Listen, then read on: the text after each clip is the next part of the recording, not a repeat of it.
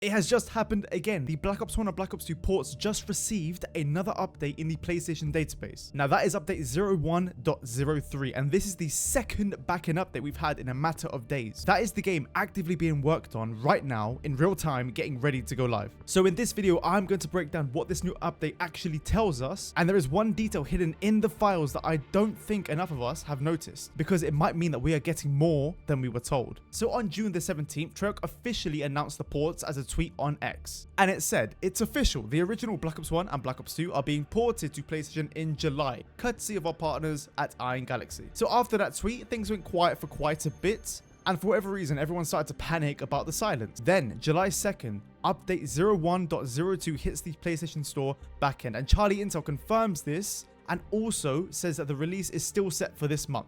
And now, just a day later, update 01.03 drops into the database. That is 2 backend updates within the same week. Now, if you watched my last video, you know what these backend updates actually mean. But for those who weren't there, when a game is in development, it is locked in a private area of the PlayStation network. Now, when it's getting ready to launch, these files get moved and updated on the production side. Now, this is important because that's typically one of the final steps before a game goes live. And that's what these updates are. Now, generally, you don't touch any of the live environment this often for a game that is weeks away. You do it when you're finishing something off. And this is the bit that I really want to get to, because I think people are looking at these updates one at a time and missing the big picture. Going from version 01.02 to 01.03 in a matter of days tells you that Iron Galaxy are in the final polish loop right now. They usually fix something, push an update, test it, fix the next thing, and push again. That is the kind of rhythm that they go through. And that is usually at the very end of development. And the fact that we can literally watch it happening through a database in real time, that's about as close to a countdown as we're going to get without Treyarch actually giving us a date.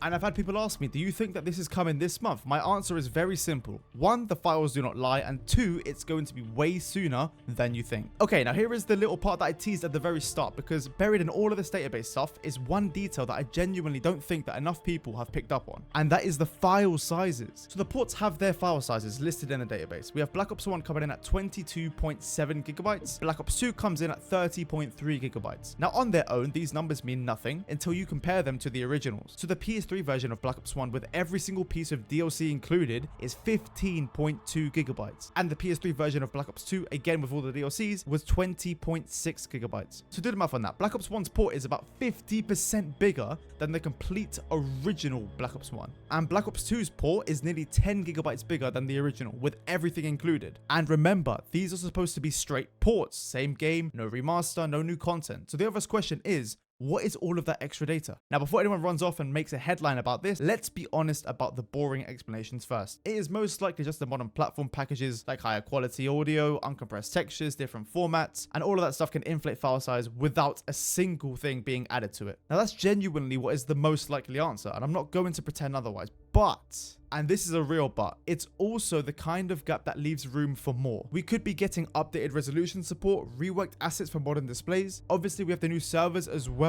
And we already know that these aren't just the PS3 discs copied over. They are built to run on the PS4 and the PS5 consoles, and not on the dead PS3 servers. So something in these files is new, and the only question is how much of it is. And until someone actually gets their hands on it, that extra 10 gigabytes is the most interesting mystery of this whole story. And there is one more layer to this. Remember that the database currently lists these as PS4 versions that are running on PS5 through backwards compatibility. Now, some people took that as a bad sign, like it was meant to be a lazy option. But honestly, think about what you actually get. A PS4 build means anyone that's on PS4, and there are millions of those players that are still on these older gen consoles, also get to play these games. Now, what does that mean? It means that we're going to have an even bigger player base, which is amazing. And for games whose whole appeal is bringing everyone back together, same lobbies, this might be the right call. Right, so the question that everyone actually wants answered: when are the ports dropping? And look, nobody can give a confirmed date just yet. Anyone telling you otherwise is just going to be making a guess, but we can narrow this down properly because the evidence is stacking up. So Charlie Intel says the release is set for this month, and he's confirmed that in one of his tweets. And he said not to expect it this weekend, but that they're likely just making sure that the games are ready to go live. Now, Forward Leaks is saying to expect news very soon. So the backend is updating every few days, and then you look at the calendar, Black Ops 7 Season 5 lands around the 22nd 22nd to 23rd. And Activision are not going to drop these ports right on top of their own season launch. Why wouldn't they do that? Because they would end up burying both of them. So there is a little window, and it's looking like just after this weekend, but before the season 5 swallows the whole schedule. And honestly, with updates landing every couple of days, I wouldn't be shocked if we get either an official date announcement or a straight up shadow drop within the next week or so. So the pace of all of this is saying that it's close. So keep your store pages bookmarked.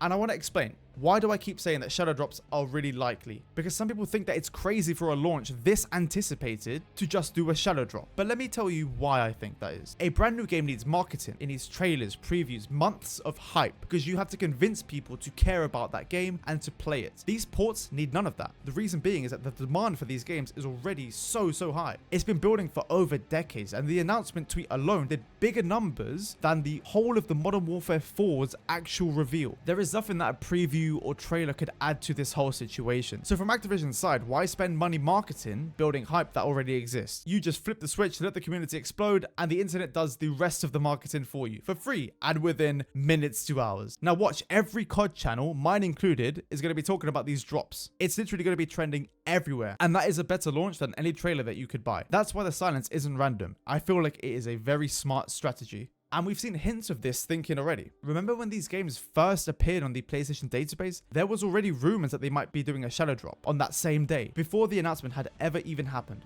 That's how primed the community is. The infrastructure for a surprise launch has basically been sitting there this whole time. And every update like this just winds the spring a little tighter. Now, since this genuinely could land any day, let me give you something that could actually prepare you for this, because I do not want you to be scrambling when it gets released. First thing is storage, okay? Black Ops 1 is going to be 22.7 gigs. Black Ops 2 is going to be 30.3. That's over 50 gigabytes combined. So if your PS5 is sitting there nearly full like most people are, please clear that space now. Not on launch day, because when you're trying to download alongside everyone else that's doing it on the planet, the download speeds are going to be super low, and the community is going to be hammering the store all at once. So you want to definitely have a head start on that, not to be stuck watching a progress bar while everyone else is already in those lobbies playing. And secondly, decide your plan now. Are you going for the BO2 first? Are you going for BO1 first? Are you going for multiplayer, or are you going for zombies with the boys? Genuinely, have a think about it, because the first night is going to be so special, and you don't want to waste half of it thinking about what game to play and what game mode to play. Me personally, I'm going to be on Black Ops 2 multiplayer. That is my decision already. There is no hesitation with that. Then I might go for a little zombie session, but those first lobbies are going to be absolute chaos in the best way. Everyone's going to be rusty, but everyone is also going to be buzzing, and you know what? I would not miss that night for anything. Now, I am super hyped, as you can probably tell, but I'd be doing you a disservice if I didn't keep one foot on the ground here. So let me be straight with you about these updates. They do not tell us the servers will be flawless on day one. So launch week for any online game is going to be rough. Just the sheer volume of people buying, downloading, and then trying to play that game is going to be really tough. So if it drops and it's rocky for the first weekend or so, that's normal, okay? Do not panic about that, because it will get better. Now, they also don't tell us exactly what's in that extra file, so don't let anyone, including me, sell you a confirmed upgrades package. There might not be FFV sliders, there might not be better graphics. We do not exactly know yet until they tell us, or until the ports get released. So anyone that tells you anything like that is just making it up. Now, what they do tell us is that this is real. So we've got big hype, but we've got grounded expectations, okay? That is the balance that I would like to take into this launch. And before I wrap all of this up, I just want to zoom out for a second, because I think that it's worth appreciating where we actually are right now. So if you take anything from this video, please listen to this. We are potentially days away from the Black Ops 1 and Black Ops 2 being properly playable on modern PlayStation hardware for the first time ever. Millions of people have been asking for something like this for years. There's been over a decade of waiting. These are two of the greatest games in this franchise, and arguably these are the peak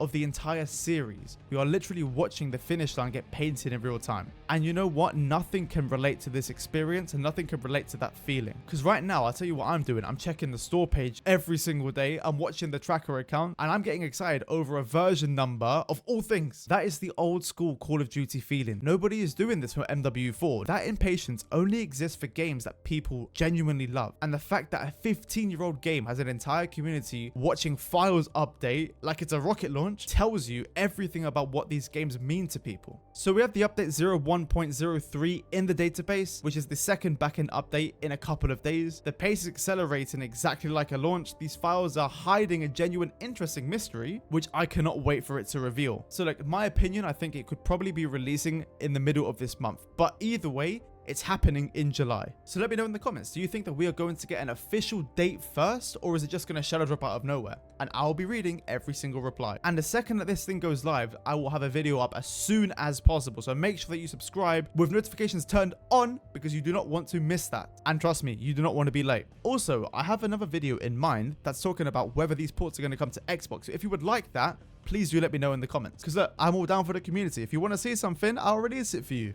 And while you're down there in the comments, I really want to know something, and it's genuinely meaningful to me. What kind of videos would you be looking for when these ports actually release? Are you looking for multiplayer gameplay, zombies, Easter eggs, ranking the best weapons, top 5 weapons, comparisons to the original versions, or maybe guides and tips? So let me know what you would enjoy watching, because I'll be covering these games a lot, and I want to make videos that you actually want to see. And one more thing, and do not forget this: Jesus is King. He is the one and only Savior. So repent and believe in the gospel. I will see you in the next one.